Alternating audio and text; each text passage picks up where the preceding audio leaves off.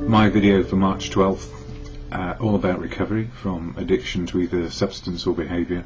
My addictive substance, alcohol, my behaviour, equally addictive around people, places and things, and me trying to be the best I could be, I suppose striving for perfection, although I would never have known it at the time.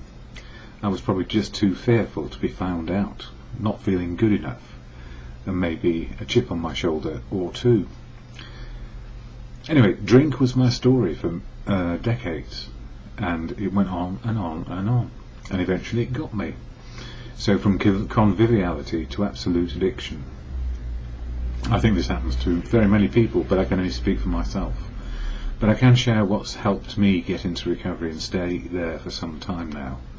And that's well, first of all, it's family, friends and community who kept me alive long enough, and the medical profession, and then in recovery, one day at a time, a fellowship called Alcoholics Anonymous. I don't speak for AA, never can, never will.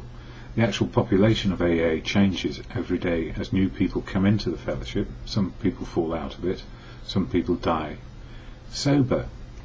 And the good news is that we need never drink again if we find a way to make each day work, or to live each day as it can be lived.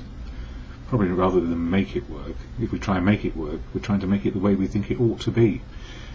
Often better just to live in the day as it is and make the best of the opportunities that are available and let go in order to let the world in, to inform us what might be the best choice next. And that can be short-term choices for the day or even big changes for the future. So if I take me out of the equation, thinking it ought to be the way I think it ought to be, it may be a bit of a better day by just being a part of, included, and going with the flow, as they used to say some time back. But I don't think there's anything wrong with that. Anyway, why do I share about AA? Well, it's integral to my recovery, and I was asked years ago by one or two people in a treatment centre, why not do a few videos and share what is AA and how it works.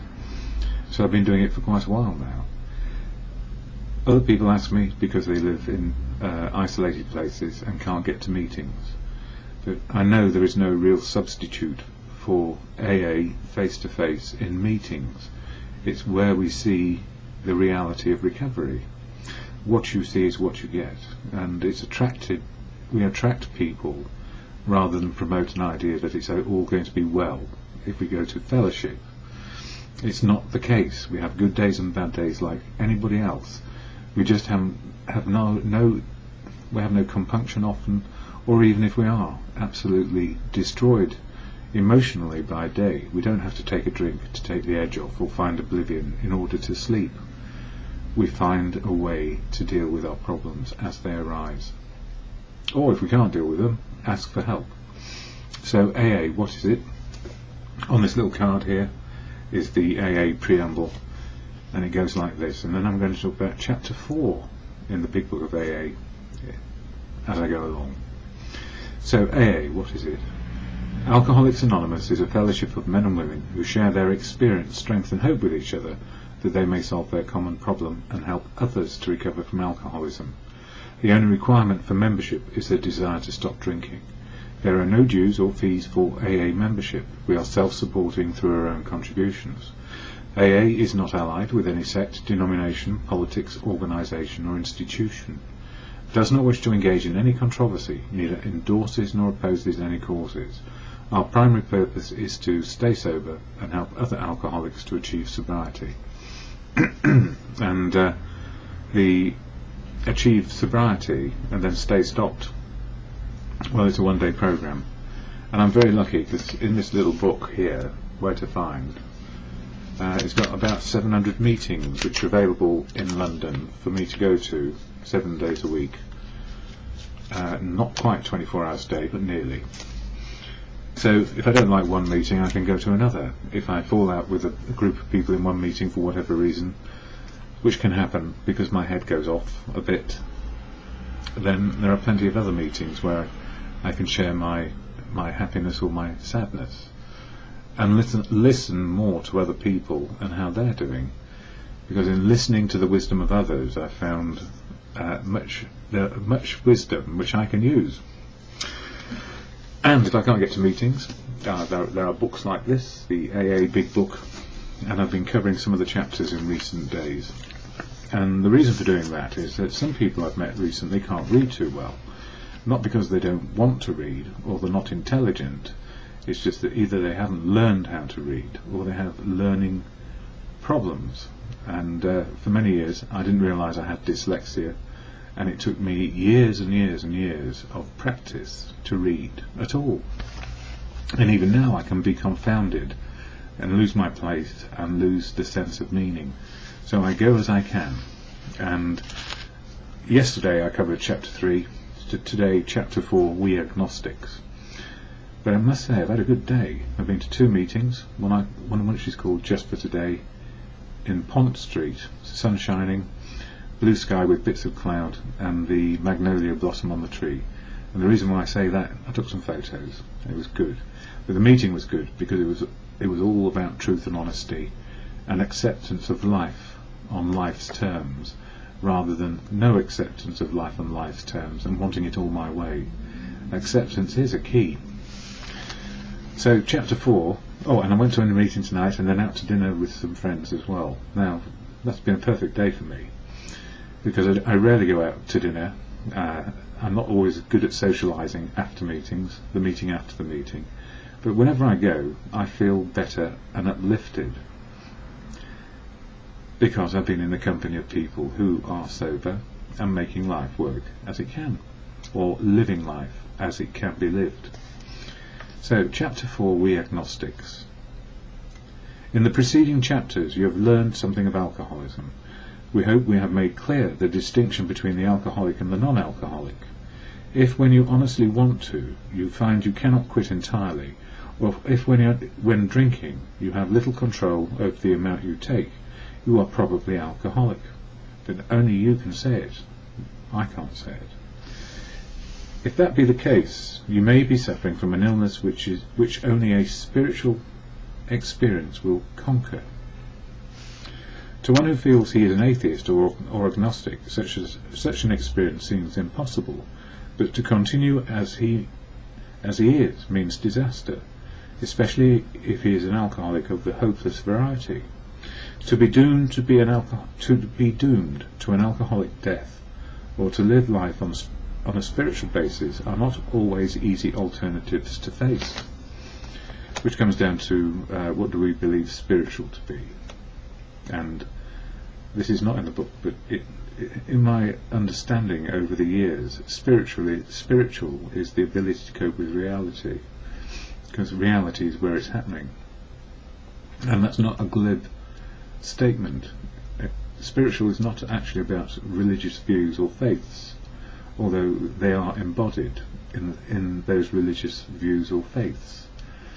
Spiritual is the ability to live in the moment of now, truthfully, open and honest and willing to be a part of life.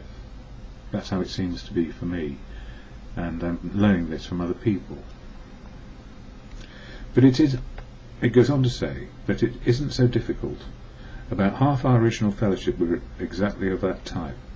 At first some of us tried to avoid the issue, hoping against hope we were not true alcoholics, but after a while we had to face the fact that we must find a spiritual basis of life, or else. Perhaps it is going to be that way with you, but cheer up. Something like half of us thought we were atheists or agnostics. Our experience shows that you need not be disconcerted. So nobody's going to pressure you into a particular faith or religion or a belief. It's what you come to understand works for you. If a mere code of morals or a better philosophy of life were sufficient to overcome alcoholism, many of us would have recovered long ago. But we found that such codes and philosophies did not save us, no matter how much we tried. We could wish to be moral, we could wish to be philosophically comforted. In fact, we could will these things with all our might, but the needed power wasn't there. Our human resources, as marshalled by the will, were not sufficient. They failed utterly. And in my personal experience, self-will will fail. because if we try and run our lives like with an iron discipline, self-will will fail. It's always up against the hard edge of reality, and we don't control reality. Lack of power, that was our dilemma. We had to find a power by which we could live, and it had to be a power greater than ourselves. Obviously, but where and how would we find this power? Well, that's exactly what this book is about. Its main object is to enable you to find a power greater than yourself which will solve your problem. That means we have written a book which we believe to be spiritual as well as moral. And it means, of course, that we are going to talk about God. Here the difficulty arises with agnostics. Many times we talk to a new man and watch his hope rise as we discuss his alcoholic problems and explain our fellowship. But his face falls when we speak of spiritual matters, especially when we mention God, for we have reopened a subject which our man thought he had neatly evaded or entirely ignored. And for me, when I think of my life, I was brought up in a household where there was spiritual living. That is, everybody was living in the moment of now, but the quality of that spiritual experience was quite difficult to measure as good or bad. We had no real compass around a higher power, other than, some things were good and some things were bad. So I had a notion of good conscience, and I would guess in my early life, agnostic, not knowing what to believe, atheist, not believing in God at all, through to believing in something which may be called God, but not necessarily of the understanding of other people. So that was the big hurdle for me, a program which talked about God, and it really did undermine my confidence in recovery, because how on earth was I going to believe in something I could not define nor understand? So it comes down to what we come to understand on a personal level, which is really important. We know how he feels. We have shared his honest doubt and prejudice. Some of us have been violently anti-religious. To others the word God brought up a particular idea of him with which someone had tried to impress them during childhood. And certainly that was true with Church of England for me. But it didn't seem to stick, because through the 60s and 70s the Church of England didn't really seem to register.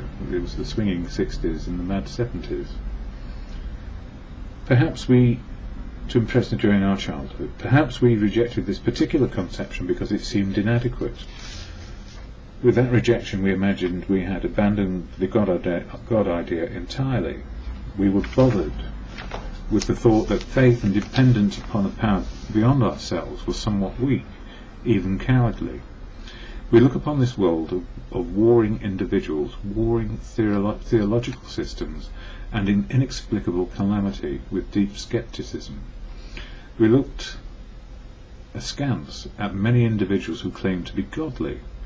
How could a supreme being have anything to do with it at all? And who could comprehend a supreme being anyhow? Yet in other moments we found ourselves thinking, when enchanted by a starlit night, who then made this? There was a feeling of awe and wonder, but it was fleeting and soon lost. And that's it, you see. When we hear what other people tell us God is, or the God of their understanding, often we cannot even understand what they're talking about. So I had to put aside other people's understandings of what God could be.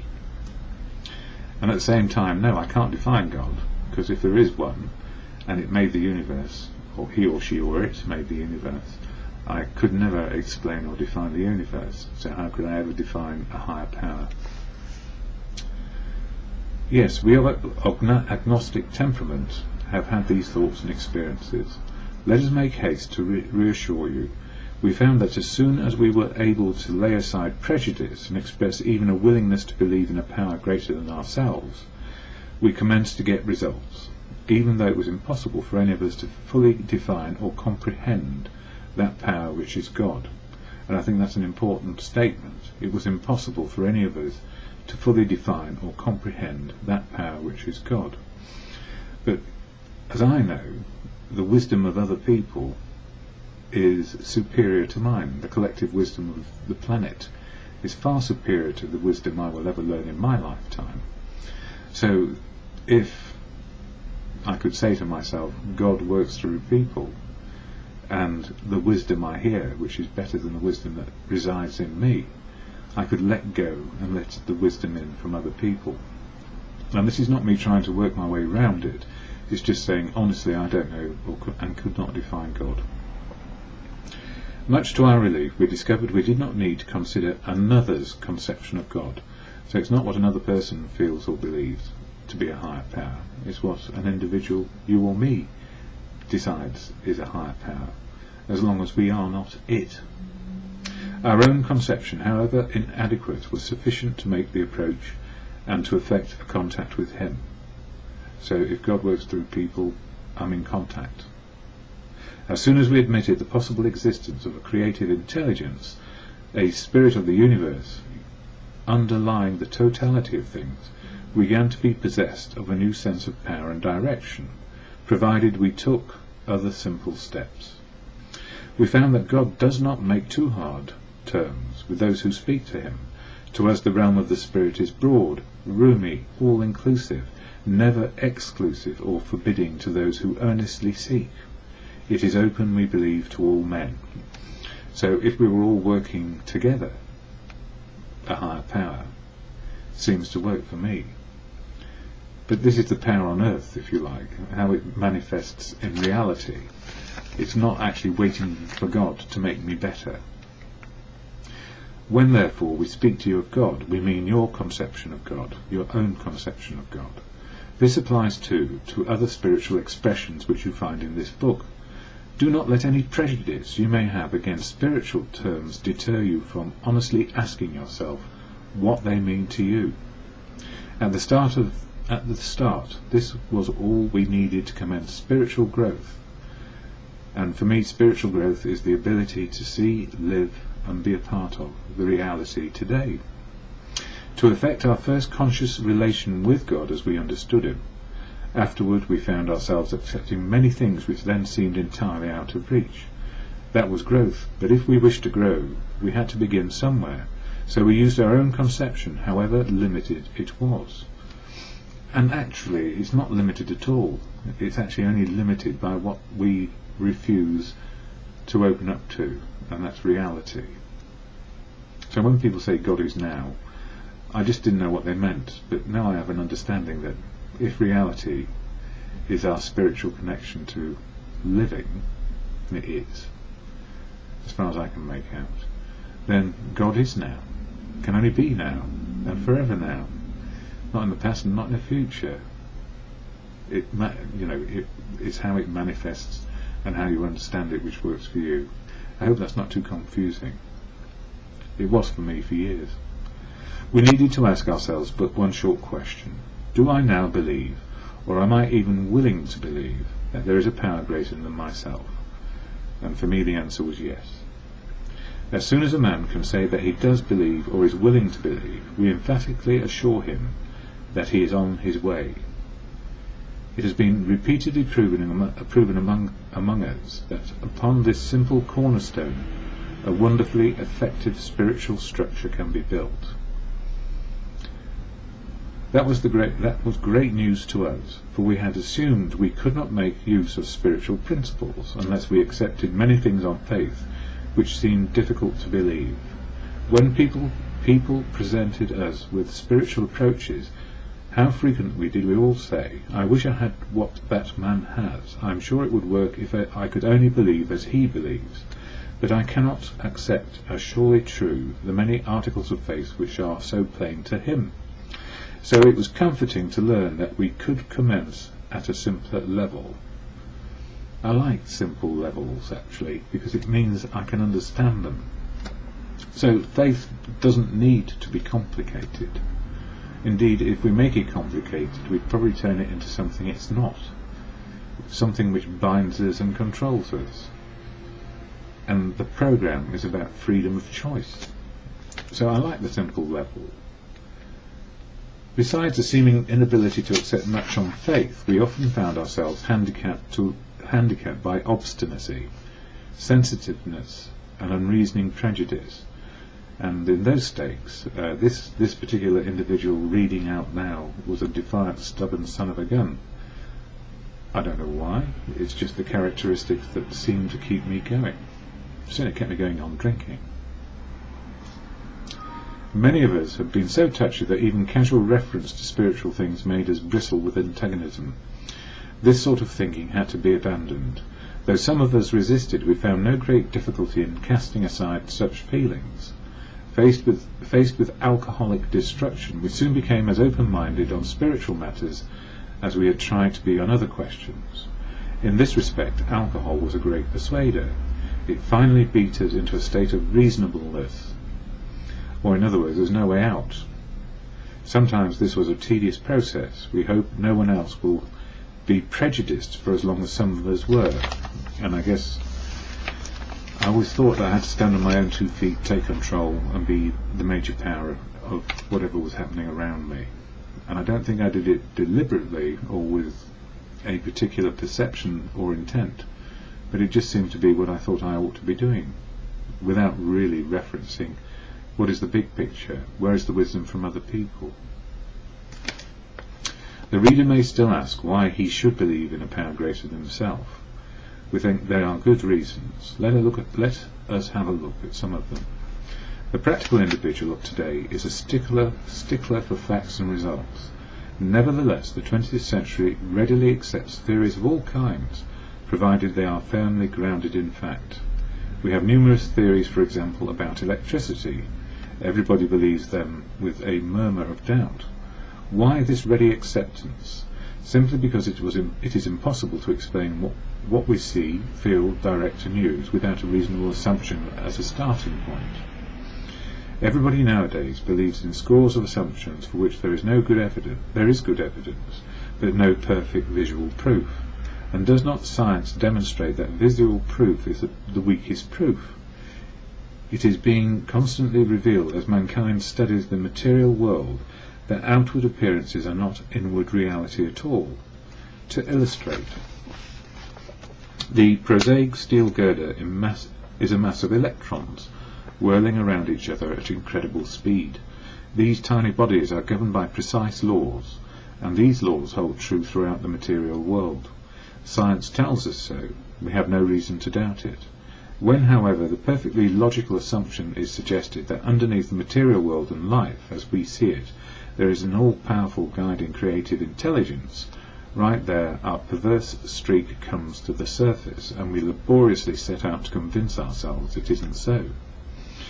We read wordy books and indulge in windy arguments, thinking we believe this universe needs no God to explain it. Were our intentions true, it would follow that life originated out of nothing, means nothing, and proceeds nowhere. Instead of regarding ourselves as intelligent agents, spearheads of God's ever-advancing creation, we agnostics and atheists choose to believe that our human intelligence was the last word, the Alpha and the Omega, the first and the last, the beginning and the end of all. Rather vain of us, wasn't it? And it would be rather vain if we thought we were the be-all and end-all of everything. After all, if you looked at the universe, even from a scientific point of view, we're hardly even a piece of dust. Yet this piece of dust is extraordinarily important to us.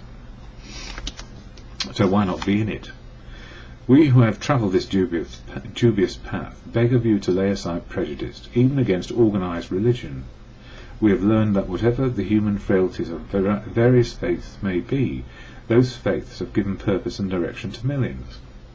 People of faith have a logical idea of what life is all about. Actually, we used to have no reasonable conception whatever. We used to amuse ourselves by cynically dissecting spiritual beliefs and practices, when we might have observed that many spiritually minded persons of all races, colours and creeds were demonstrating with a degree of stability, happiness and usefulness which we should have sought ourselves. And when we actually start to say to ourselves, what is the purpose of life? And I sometimes like it reduced down to being able to love, be loved back and useful. And around that, everything else will follow. But that's just me. Instead, we looked at the human defects of these people, and sometimes used their shortcomings as a basis of wholesale condemnation. And this is the thing of prejudice, whether it's race, colour, creed, religion, whether they've got 2 feet or no feet, it's prejudice. And as soon as prejudice creeps in that we might know better, or we see other people as weaker, or not so clever, or not so gifted in some way, then we're on the road of prejudice. And how dare we? Everybody has a right to be here. And it sounds to me, with those sirens going, somebody ought to be locked up very shortly for whatever behaviour is going on.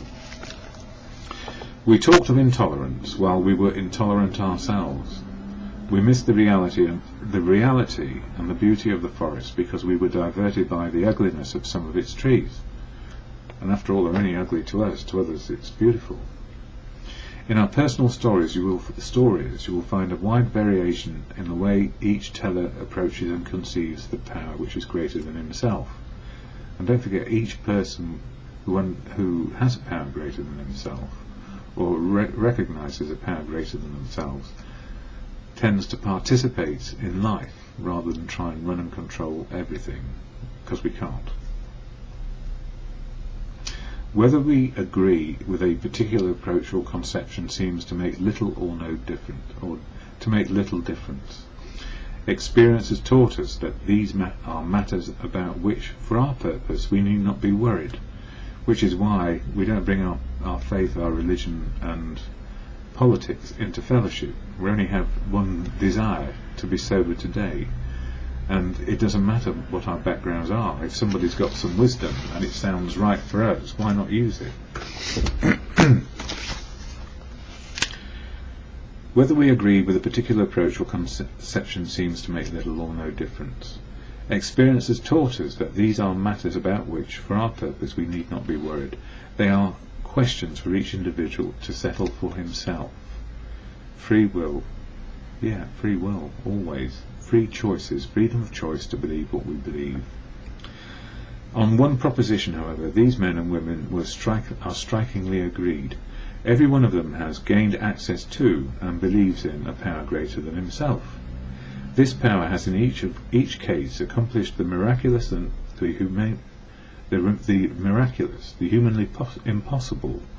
As the celebrated American statesman put it, let's look at the record.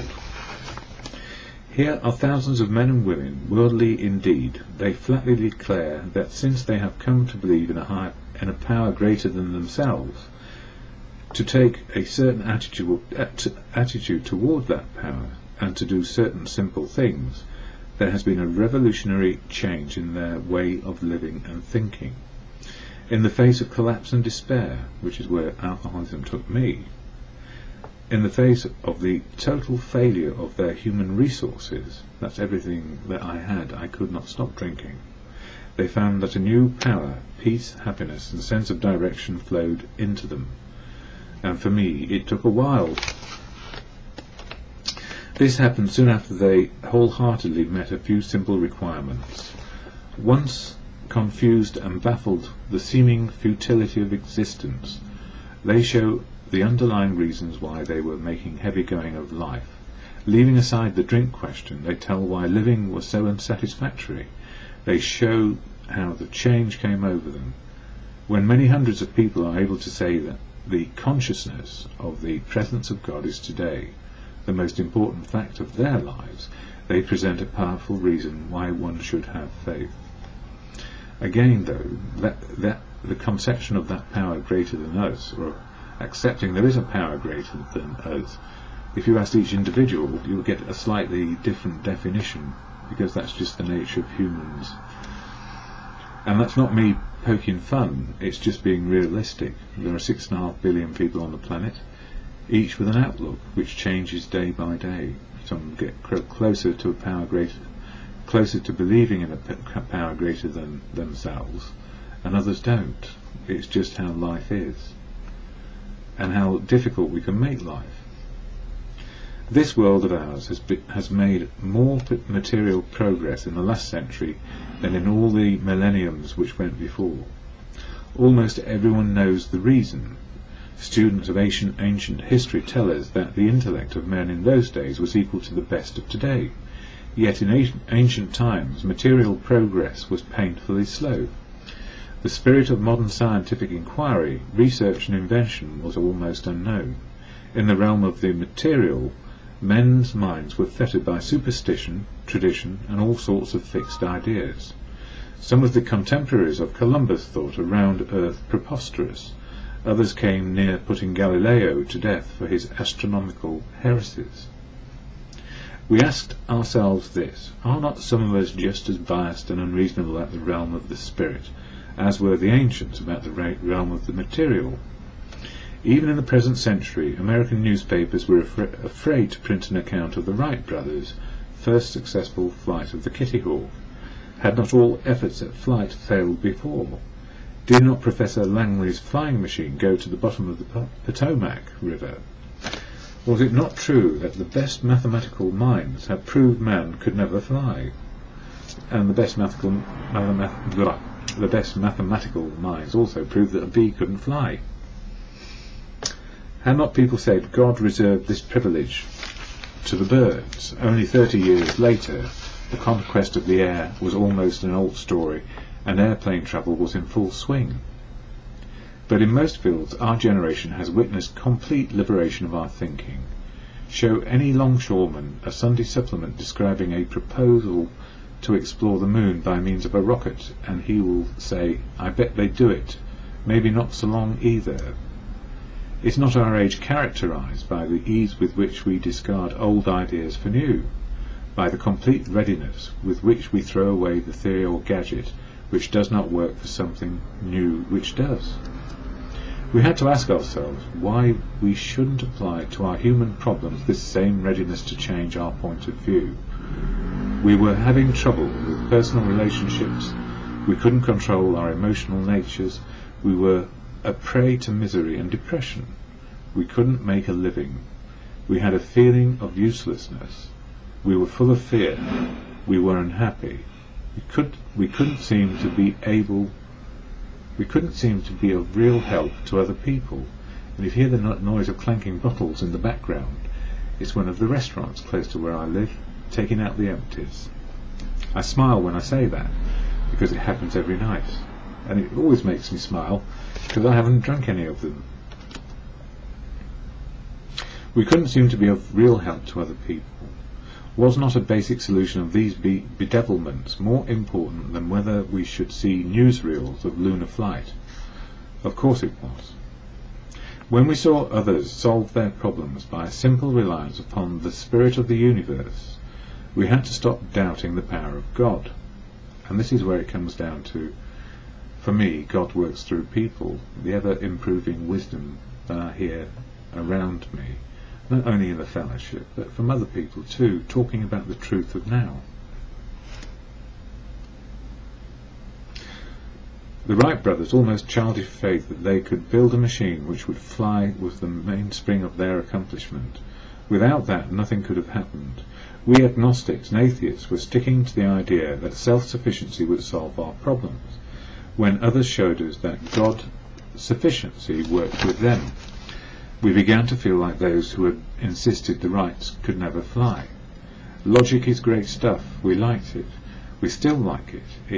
It is not by chance we were given the power to reason, to examine the evidence of our senses, and to draw conclusions. That is one of man's magnificent attributes. We, agnostically inclined, would not feel satisfied with a proposal which does not lend itself to reasonable approach and interpretation.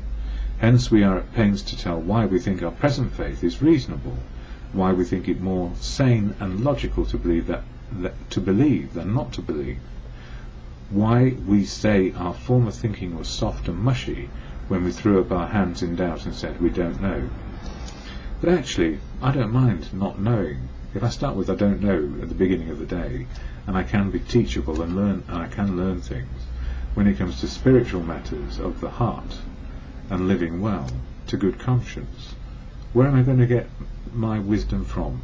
Am I going to manufacture it, or am I going to hear it around me? When we became alcoholics, crushed by a self-imposed crisis we could not postpone or evade, we had to fearlessly face the proposition that either God is everything or else He is nothing. So this is where it's important whether or not you have a belief in a power greater than yourself. God either is or He isn't. What was our choice to be? So my God is a practical God, is what I feel works for me. But then again, everybody must have their own point of view. Not must. Everybody has got a point of view. Will work it out for themselves. That's the only way it can be done. Arrived at this point, we were squarely confronted with the question of faith. We couldn't duck the issue. Some of us had already walked far over the bridge of reason toward the desired shore of faith. The outlines and the promise of the new land had brought lustre to tired eyes and fresh courage to flagging spirits. Friendly hands had stretched out in welcome.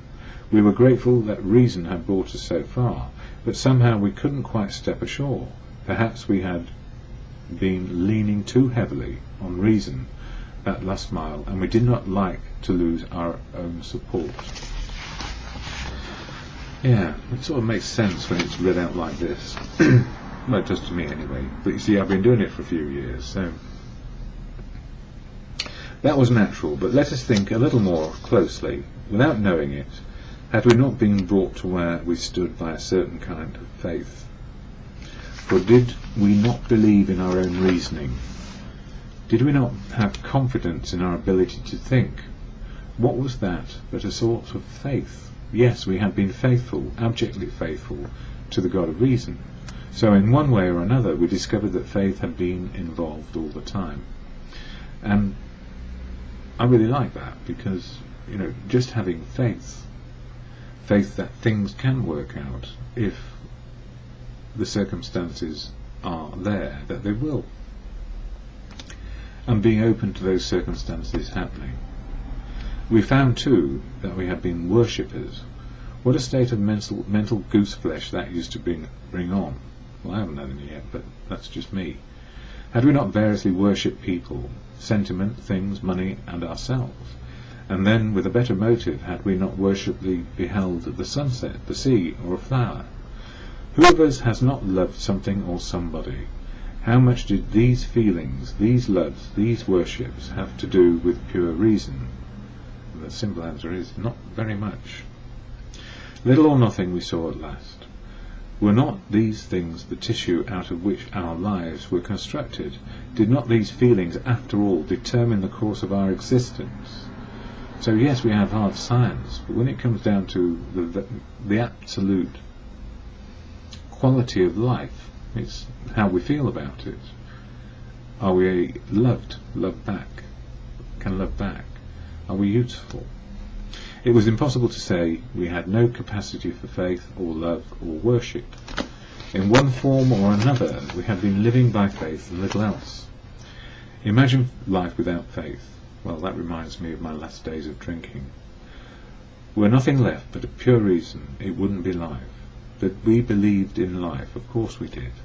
We could not prove life in the sense that you can prove a straight line is the shortest distance between 2 points, yet there it was. Could we still say the whole thing was nothing but a mass of electrons, created out of nothing, meaning nothing, whirling on to a destiny of nothingness?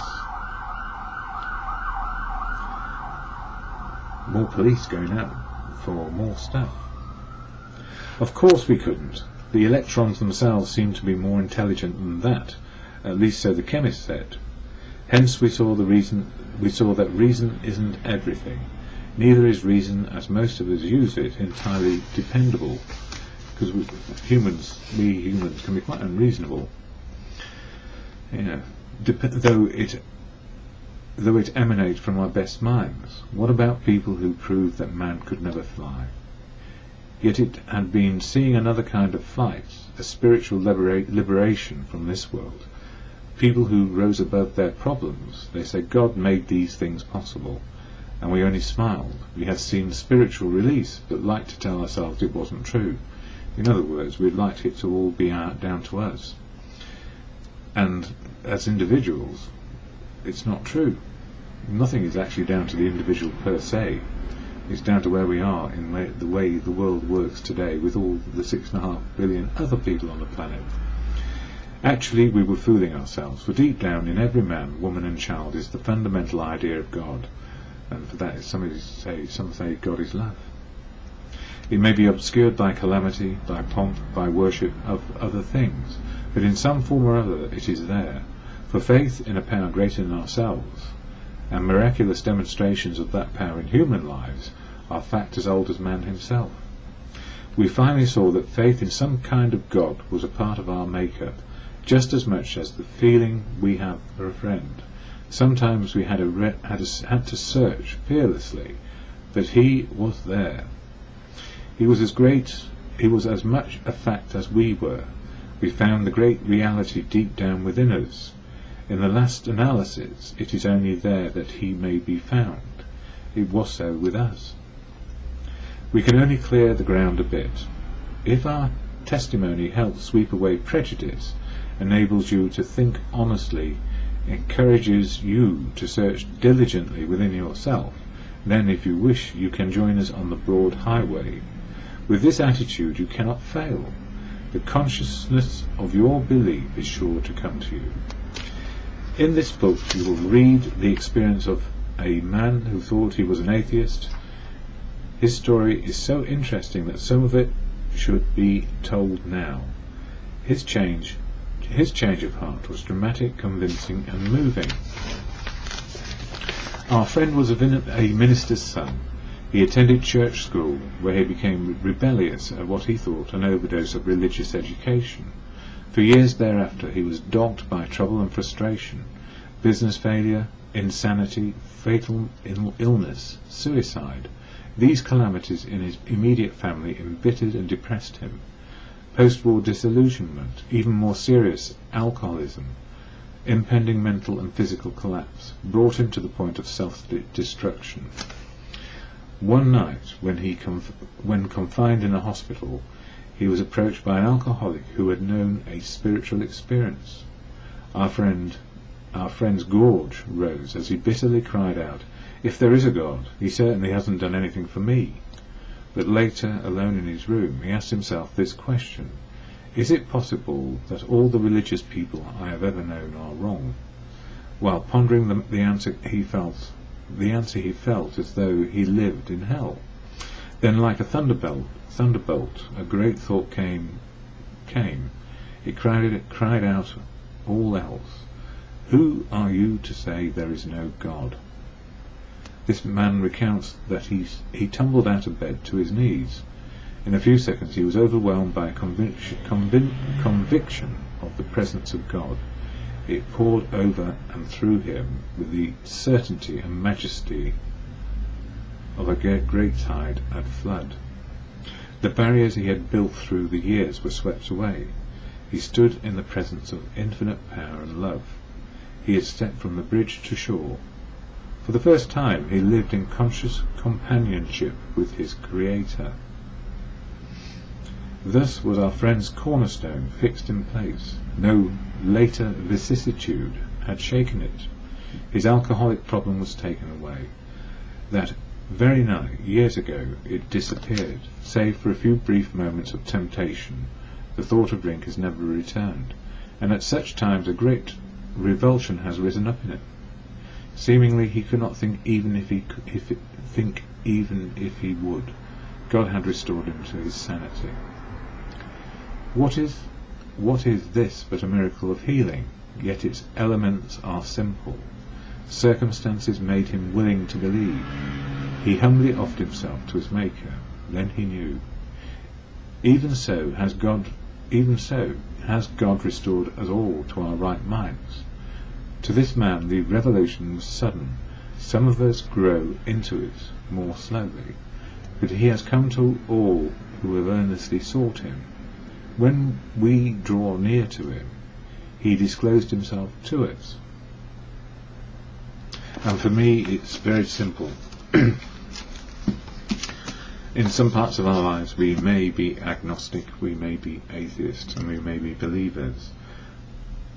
If we find the fundamentals of how to live in harmony with our insides, understand reality as it is, keep on getting wisdom from others, the debate seems to go silent in me.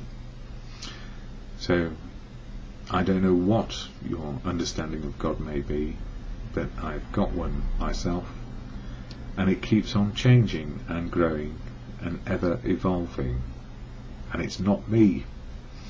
So as I say at the end of these videos, to God or good conscience, as you come to understand and believe for yourself, and a higher power is what you choose it to be, good orderly drunks, the wisdom of other people, the collective wisdom of the universe, whatever it happens to be.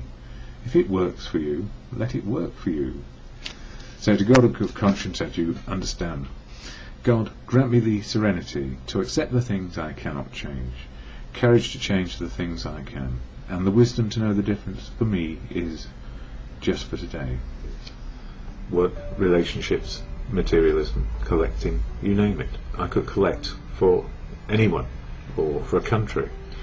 And I was just talking to my mother earlier. She said something about something Gandhi said. You know, the world could deliver all that we need, but the trouble is we want too much, or rather we want what we don't need. Yes, I didn't need to be an alcoholic, I know that, but I am an alcoholic, and that means I'm in recovery for now, one day at a time. And I stress just for now, I'm in recovery. It's a disease, a mental illness, which is I suppose it is arrested at the moment. It's in arrest, or it's in abeyance. It's always with me, but it's not, and it's not going away. But it's not actually something I'm indulging in right now. At least I hope not. So addiction is something that never goes away, and it's difficult to be in recovery one day at a time. We learn to live life without the filter of drink or collecting, materialism, workaholism, you name it. It's about finding balance, and anyone who has been in this particular quandary of trying to work out what to do about addiction knows it's all about extremes. The extreme behaviour, not being able to stop doing something compulsively. And I heard news today that a lot of people, young people in society, self-harm. Alcohol is one way of self-harming when it's taken to excess. We think we're doing ourselves a favour by getting out of it or finding oblivion, and sometimes we need to find oblivion because we just cannot cope. But then if it's repetitive, then what happens? Well, we keep on relying on something to fix it, an outside fix. So these days I like to be in recovery, living one day at a time. I spent 35 years not being in recovery, 35 years of being fearful to extremes, putting on a brave face and having a very thin veneer of ego covering up a great big hole inside which I didn't know what to do with. And I never realised that great big hole inside was fulfilling with good things, but not to excess. So the right amount of work, the right amount of relationship, if you like, in the singular sense I've learned, and also the compulsive collecting or wanting has sort of, I don't know where it's gone. It's not with me anymore. And what a relief that is. I mean, I'm breathing a deep sigh of relief when I say that. So recovery is about emotional, spiritual and physical well-being.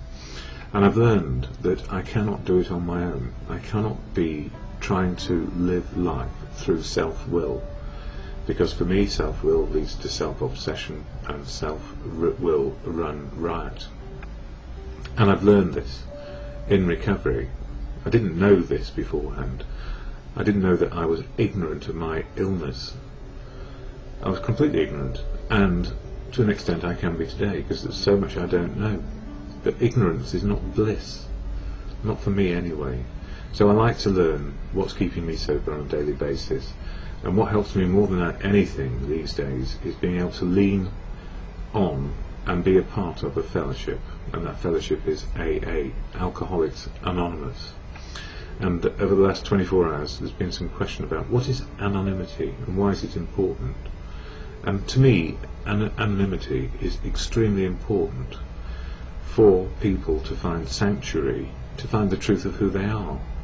So anonymity is intrinsic and necessary sometimes to find out who we are, and then it becomes a personal understanding of what anonymity means to a person, their own viewpoint and their own outlook.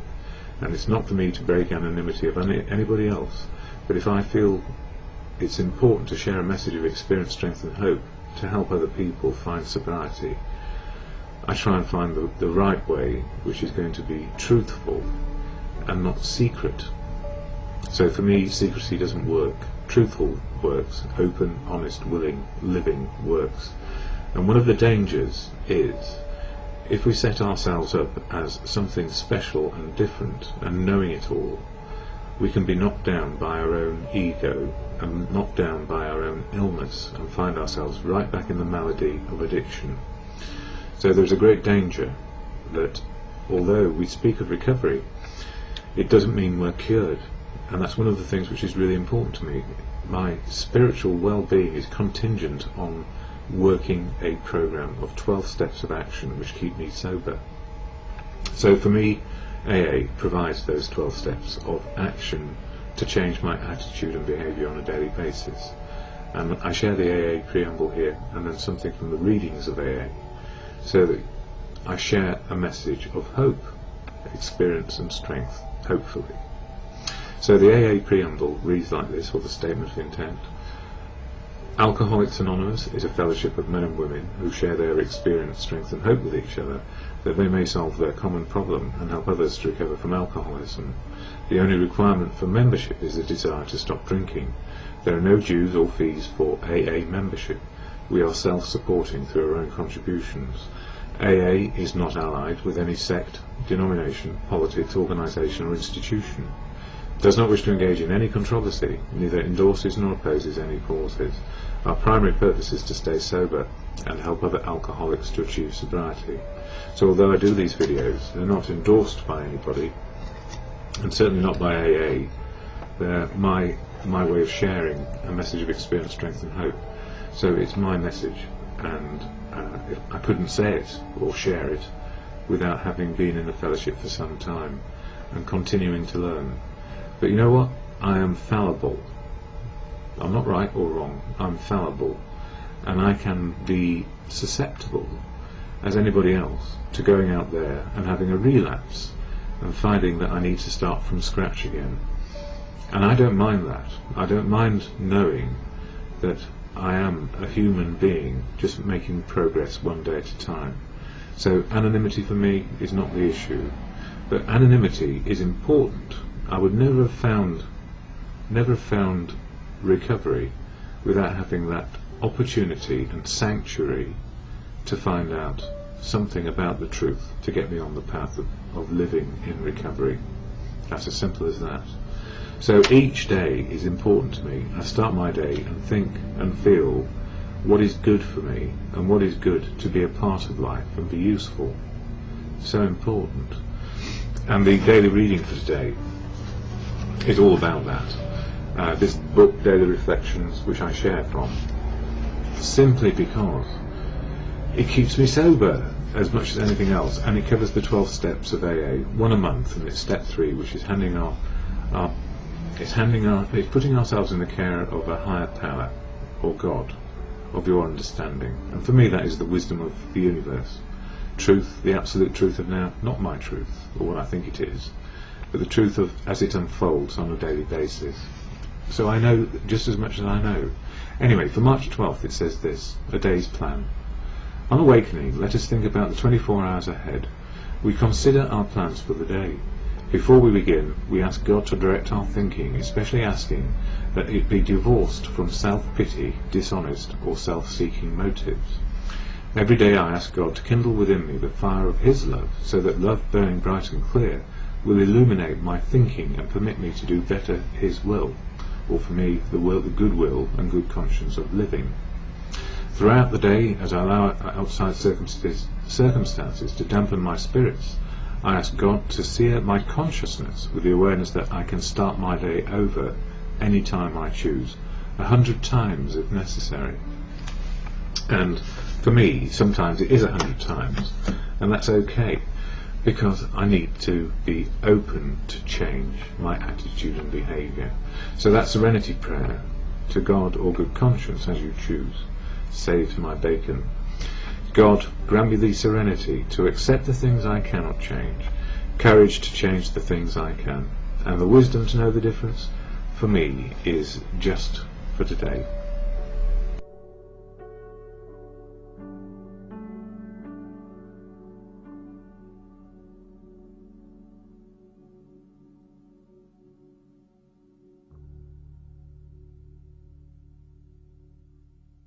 My substance, alcohol, my behaviour, well, workaholic, alcoholic, any old olic you can think of, and it's been a testing week so far.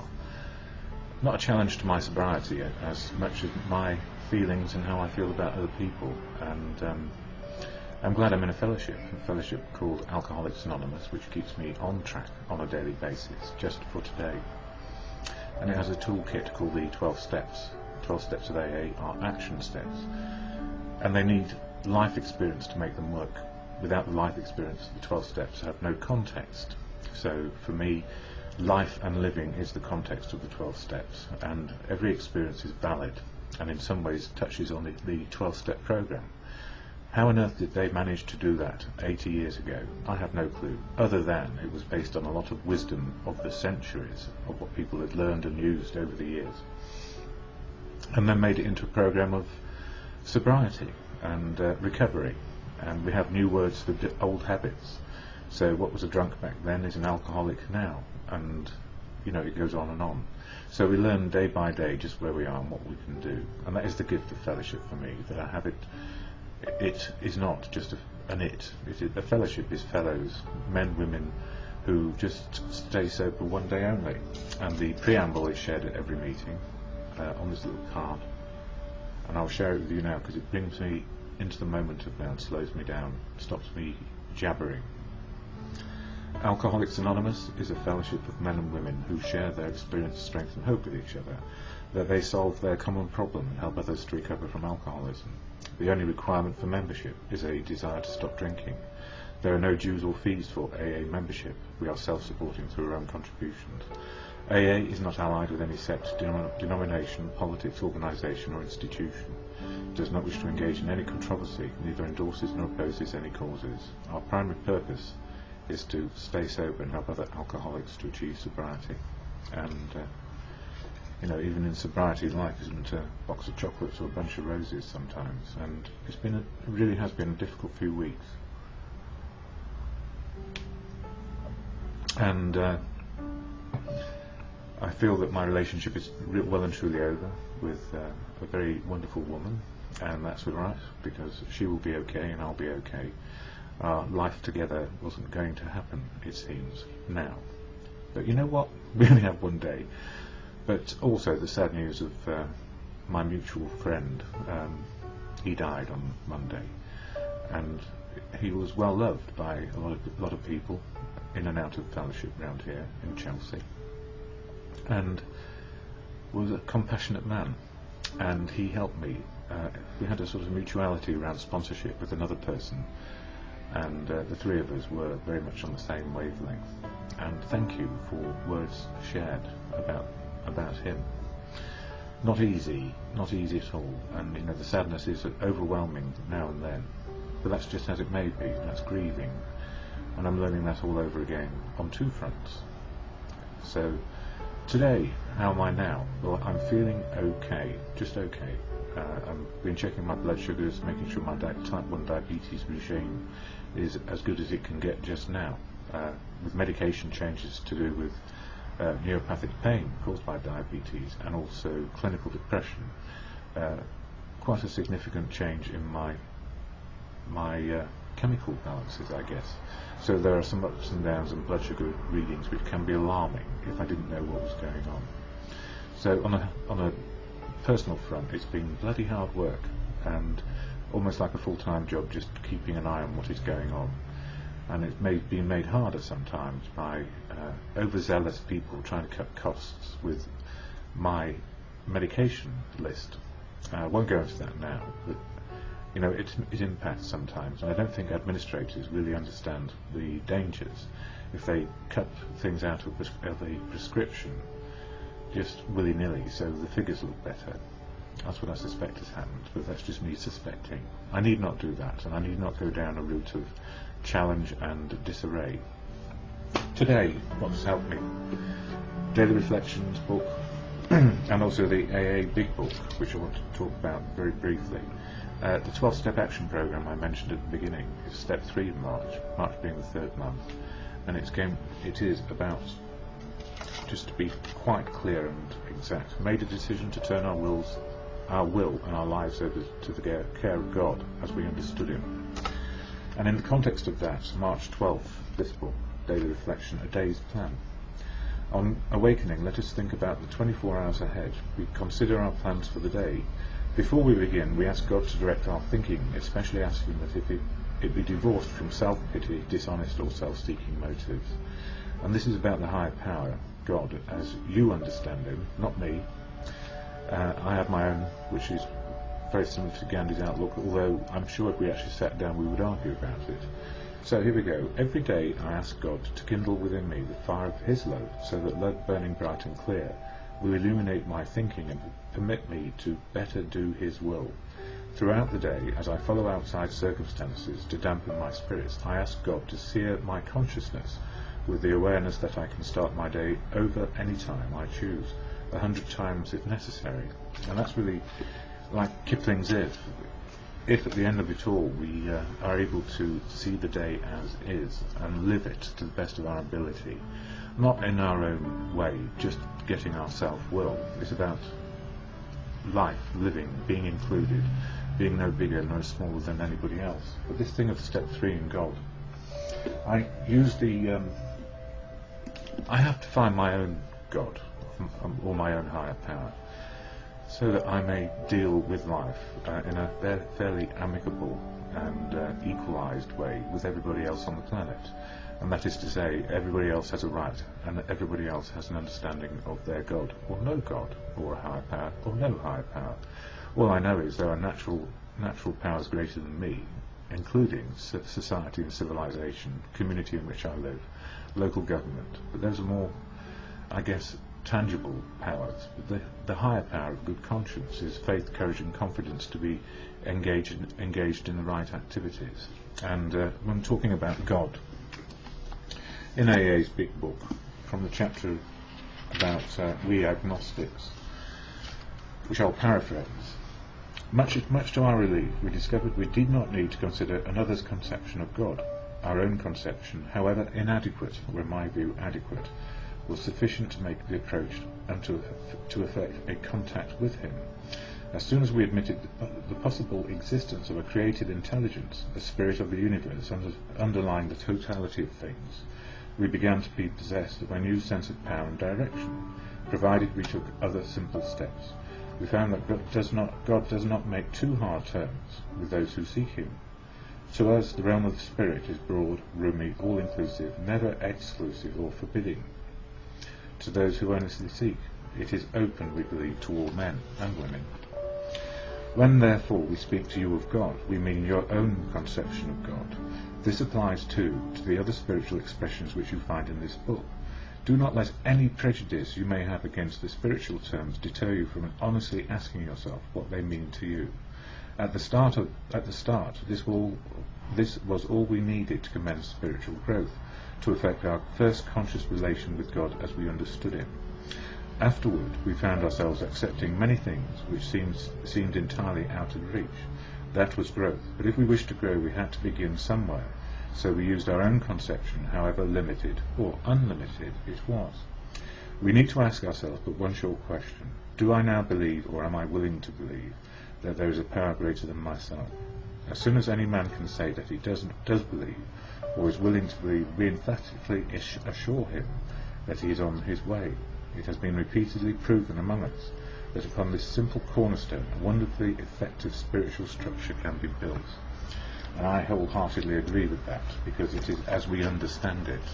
And it's not that we are the higher power, it's that there's a great wealth of nature, higher powers than us, and something to do with courage, faith and confidence, which is faith. It's our own faith, it's not that of someone else. What makes us tick and able to get on and include ourselves in life, and to be inclusive and similar to other people, so we don't keep on knocking on the door of differences.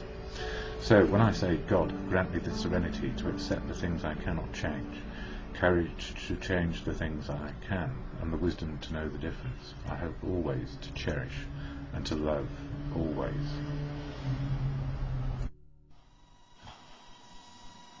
Don in London, and I've been looking on the internet and doing a bit of my morning reflections, and I've just started reading Language of the Heart by Bill Wilson, and it's all about how AA came to be and all the trials and tribulations, if you like, as the fellowship grew or the society grew, and how its steps and traditions were forged on the anvils of experience.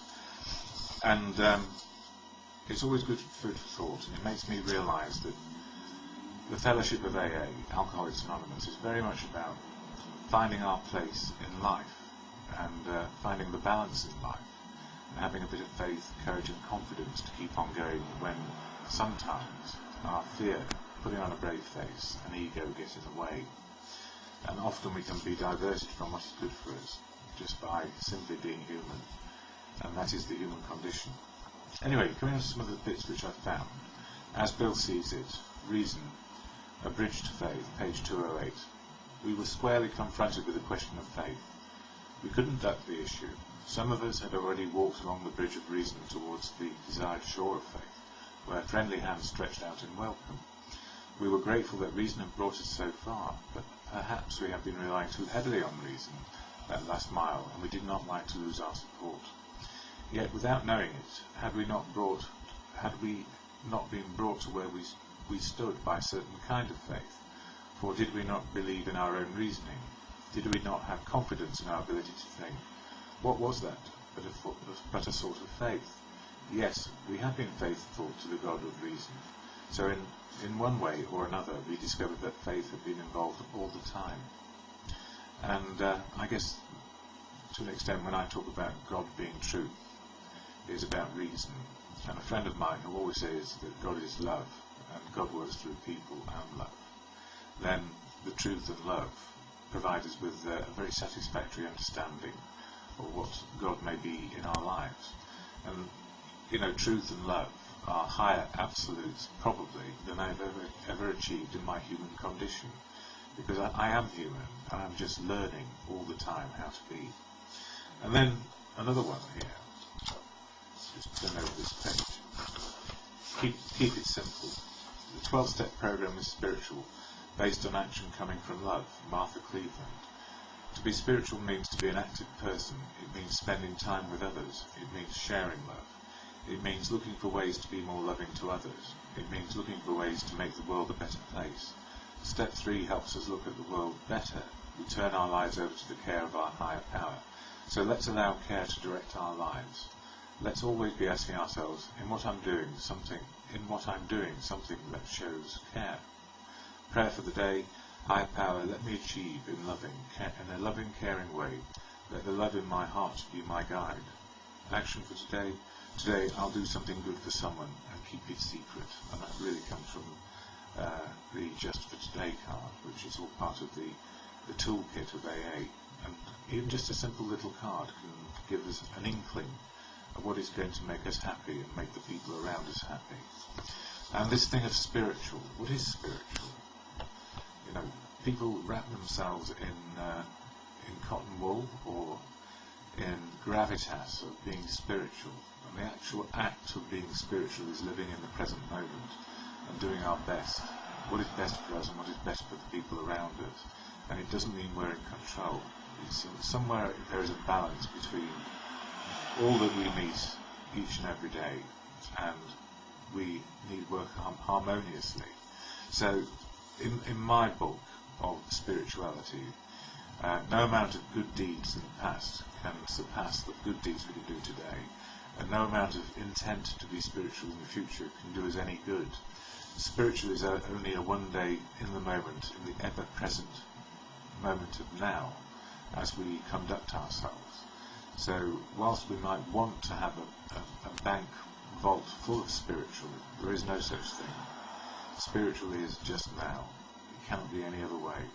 Or we rise to ego, or we lower ourselves into a pit, or putting on a brave face probably, and being pompous rather than having humility. And finally, from Alcoholics Anonymous, the 4th edition, empty on the inside, she grew up in AA and had all the answers except when it came to her own life. And it goes on to say, I remarried in Alcoholics Anonymous to a man who believes in AA the way I do. I knew we were off to a good start when he didn't get angry that I stood up to him on a 12-step call. We agreed never to be higher than we agreed to never be higher than third on each other's list, with God always first and Alcoholics Anonymous second. He is my partner, my best friend. We both sponsor several people, and our house is filled with love and laughter. Our telephone never stops ringing. We share the joy of a common solution. And I think I'll leave it there for this morning.